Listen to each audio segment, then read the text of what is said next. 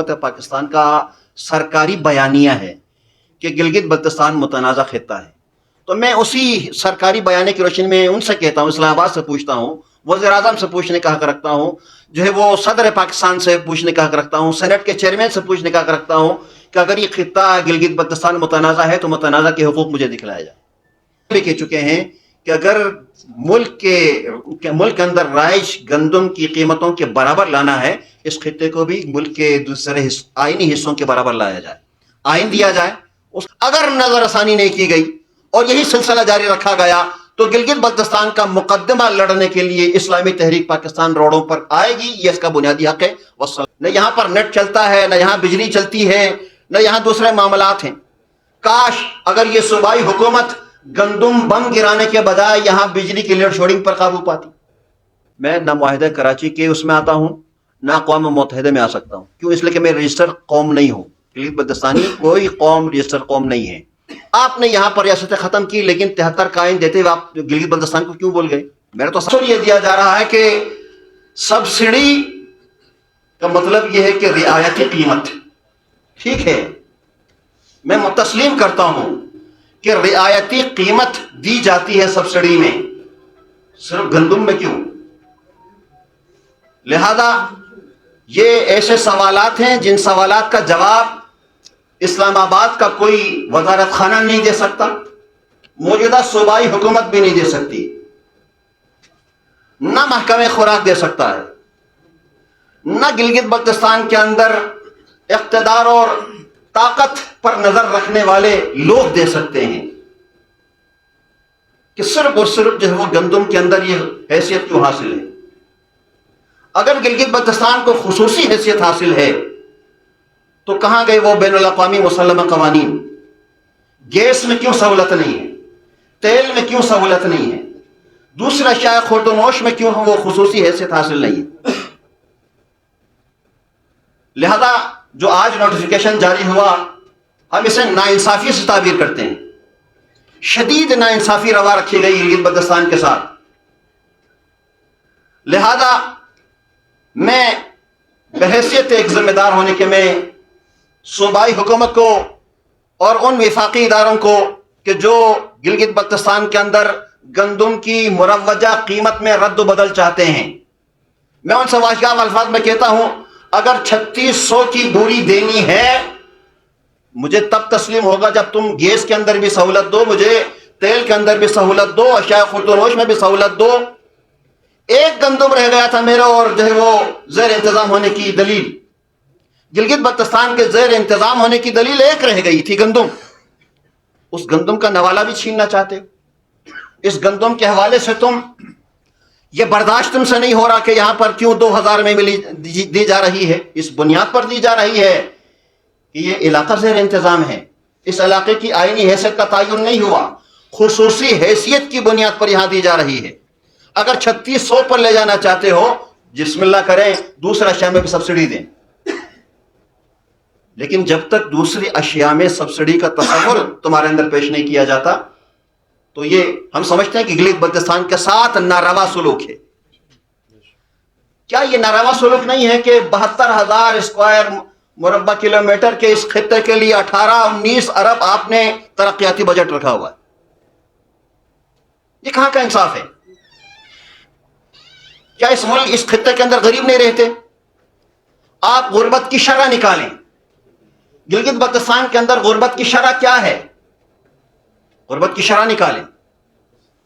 आप जहां पूरे मुल्क के चारों सूबों में मुख्तलिफ मद्दों में मुख्तलिफ अशिया पर मुख्तलिफ मंसूबों में 50, 100, 200, 300 अरब जो है आप वहां पर ग्रांट दे रहे हैं, तो गिलगित बल्तिस्तान की इस खुसूसी हैसियत, इसकी 76 साला बेलोस हुब्बुल वतनी के नतीजे में आप जो है वो 20-25 अरब रुपए गंदुम में सब्सिडी नहीं दे सकते।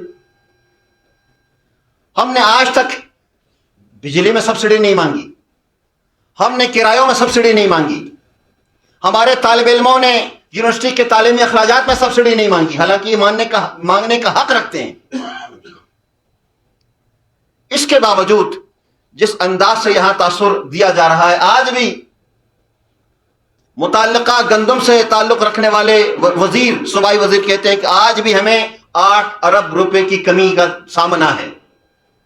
8 ارب کہاں سے پورا کرو گے؟ کہا جاتا ہے وفاق سے مانگیں گے۔ وفاق سے مانگتے ہوئے تمہیں 8 ارب کا فگر کیوں یاد آتا ہے؟ 15 ارب کا فگر کیوں یاد نہیں آتا؟ کیوں نہیں مانگ سکتے 15 ارب؟ اس کا بنیادی حق ہے، گلگت بلتستان کا بنیادی حق ہے۔ گلگت بلتستان کا مقدمہ لڑو۔ ہم ہر صوبائی حکومت سے یہ کہتے ہیں گلگت بلتستان کا مقدمہ گلگتی بلتی بن کر لڑو، وفاقی سہولت کار بن کر نہیں۔ آج بھی صوبائی حکومت کے پاس کوئی میکینزم نہیں ہے۔ انہوں نے 20 کلو آٹا، اس کی کیا بنائی جی؟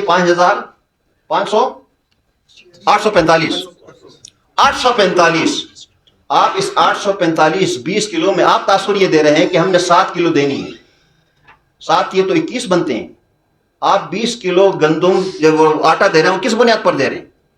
جب آپ نے ایک میکینزم بنایا کہ 7 کلو ہم دیں گے 4 کلو کے بجائے، یہ کیا تاثر دیا جا رہا ہے؟ آپ خود اپنے طور پر اپنے فیصلے پر مطمئن نہیں ہیں۔ آپ کبھی کہتے ہیں کہ ہم اسے بائیو میٹرک کر رہے ہیں، اس کو ہم ڈیجیٹل انداز میں جو ہے وہ پیش کرنا چاہتے ہیں۔ کبھی کہتے ہیں کہ ہم بقیہ رقم جو ہے وہ وفاق سے مانگیں گے۔ تو وفاق نے اگر دینے سے انکار کر دیا ہے، اس کی وضاحت کی جائے تاکہ ہم اپنے مستقبل کا تعین خود کر سکیں۔ اپنے مسائل کا ادراک ہم خود کر رہے ہیں، اس مسائل کا حل نکالنے کی ہم سخت رکھتے ہیں۔ لہذا یہ تاثر دینا، میں حالانکہ اس قرضوں میں یہ کہہ چکا تھا، صوبائی حکومت کو یہ کہہ چکا تھا کہ اس وقت نگران حکومت ہے، نگران حکومت کے دوران گندم کے معاملے کو نہ چھیڑا جائے، اس لیے کہ نگران حکومت کی اتنے اختیارات نہیں ہیں کہ تم جا کر مارچ تک جو ہے وہ تم کوئی گرانٹ منظور کروا سکو۔ اس کا مطلب یہ کہ اگر جنوری میں 700 بڑھے ہیں تو فروری میں بھی 700 بڑھیں گے، مارچ میں بھی 700 بڑھیں گے، اپریل میں بھی اس طرح سے جو ہے وہ جون تک بڑھتے رہیں گے۔ یہ کیوں شب خون مارا جا رہا ہے؟ کیوں بم گرایا جا رہا ہے اس خطے گلگت بلتستان کے اوپر؟ لہذا اس کو ہم ناانصافی سے تعبیر کرتے ہیں، اور یقیناً چونکہ صوبائی حکومت کا جو لب اللہجہ ہے وہ اس جانب توجہ دلا رہا ہے کہ انہیں ابھی تک صرف سہولت کاری کا فریضہ انجام دیا ہے، آج بھی صوبائی کابینہ، صوبائی محکمہ خوراک، صوبائی وزیر خوراک اپنے فیصلے پر مطمئن نہیں ہے۔ اور یہ مطمئن نہ ہونا بھی میں سمجھتا ہوں کہ غنیمت ہے، اس لیے کہ صوبائی حکومتوں اور بالخصوص محکموں کے گلگت بلتستان کا کوئی ایسا محکمہ نہیں ہے جس کی کارکردگی پر جو ہے وہ ہم انہیں داد دیں اور داد تحسین دیں، شاباشی دیں۔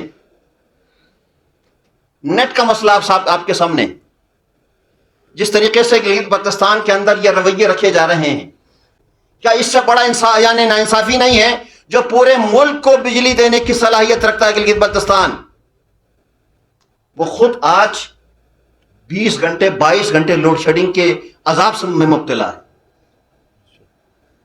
یہ صلاحیت دینے والی، بجائے اس کے کہ آپ جو ہے وہ اپنے ذرائع بنائیں، کیوں آپ نے جو ہے وہ اپنے مالی بحران کا رونا شروع کیا؟